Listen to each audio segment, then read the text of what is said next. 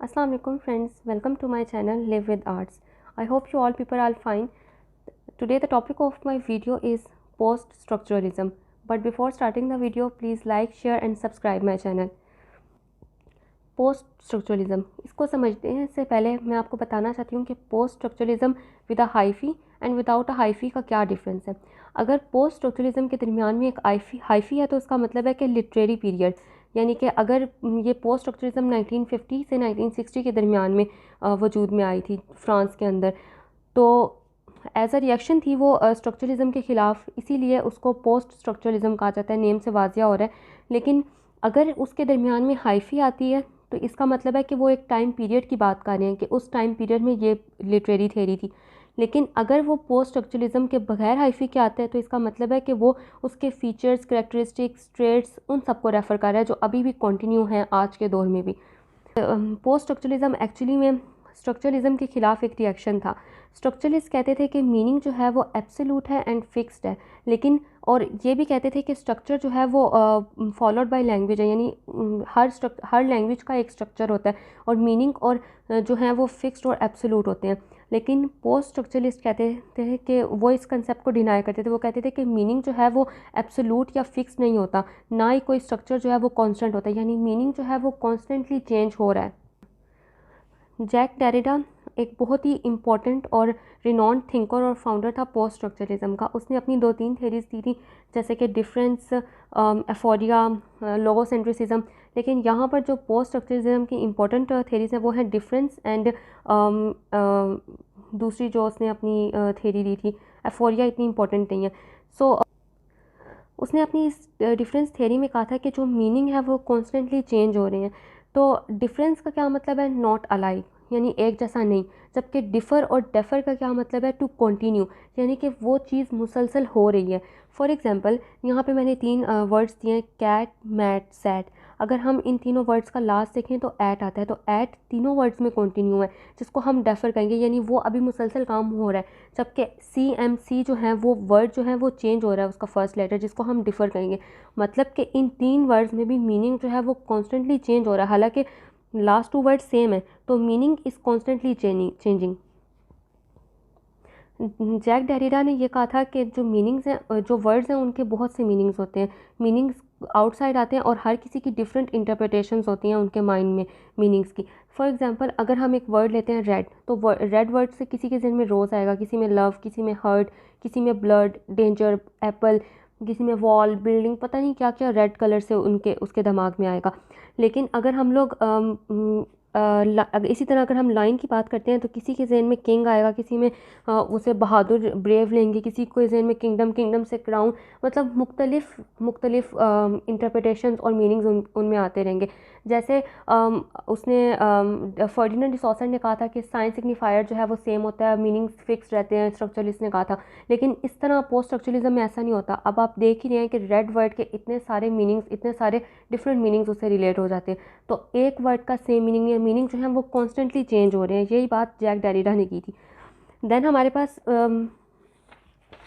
जो Ferdinand de Saussure की theory थी कि उसने कहा था कि there is a relationship between signifier and signified, but post structuralist says that nothing is fixed. Post structuralist ने कहा था कि कुछ भी फिक्स नहीं होता।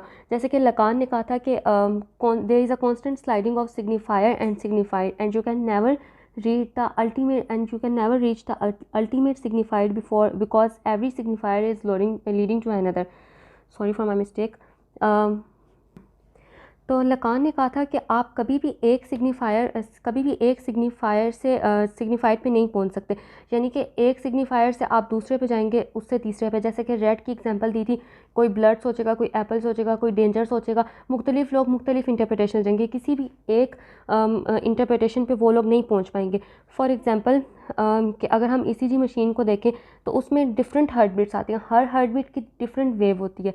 इसी तरह अगर हम साउंड मशीन्स की बात करें तो हर मशीन की हर साउंड की डिफरेंट वेव है। अगर मैं एक वर्ड बोलती हूँ बी, तो बी अभी बोला है, इसकी वेव डिफरेंट होगी। अगर मैं थोड़ी देर बाद बी बोलूँगी तो उसकी वेव डिफरेंट होगी। यानी कि यहाँ पे भी कुछ फिक्स नहीं है, कॉन्स्टेंटली सब कुछ चेंज हो रहा है।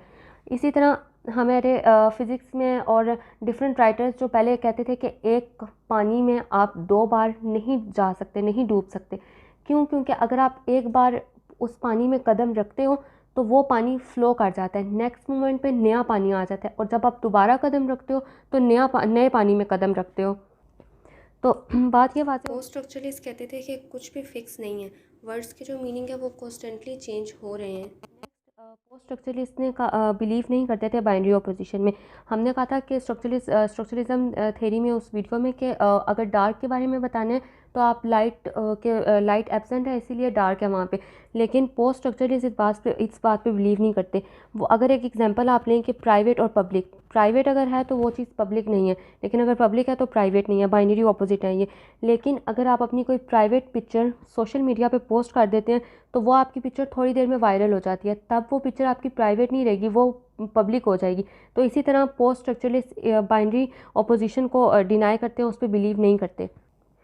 सेकंड जो इम्पोर्टेंट फाउंडर था पोस्ट स्ट्रक्चरलिज्म का वो था मिकाइल फैक्यूलेट।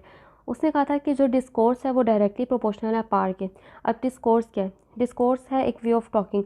डिफरेंट पीपल से आप लोग डिफरेंट तरीके से बात करते हैं। फॉर एग्जांपल फ्रेंड्स से और तरीके से बात करेंगे, फैमिली से और लहजे में बात करेंगे, प्रिंसिपल टीचर और दूसरी अथॉरिटी से आप डिफरेंट लहजे में बात करेंगे। उसने कहा डिस्कोर्स जो है वो डायरेक्टली प्रोपोर्शनल है पार के। पार क्या? पार जो है वो खुद सर्कुलेट करती है बहुत सारी डायरेक्शंस में, यानी पार के साथ ही वाबस्ता है। जो ऊंची अथॉरिटी होगी उसके साथ आपका डिस्कोर्स डिफरेंट होगा, जो लो पीपल होंगे, सर्वेंट्स और लेबर्स वगैरह, आप उसके साथ डिफरेंट तरीके से डिस्कोर्स करेंगे, डिफरेंट तरीके से बात करेंगे। और इसके अलावा पोस्ट स्ट्रक्चरलिस्ट ने कहा था कि उन्होंने डिसॉसर की जो थ्योरी थी लैंग एंड पिरोल की, उसको भी अटैक किया था, उसको भी अपोज किया था।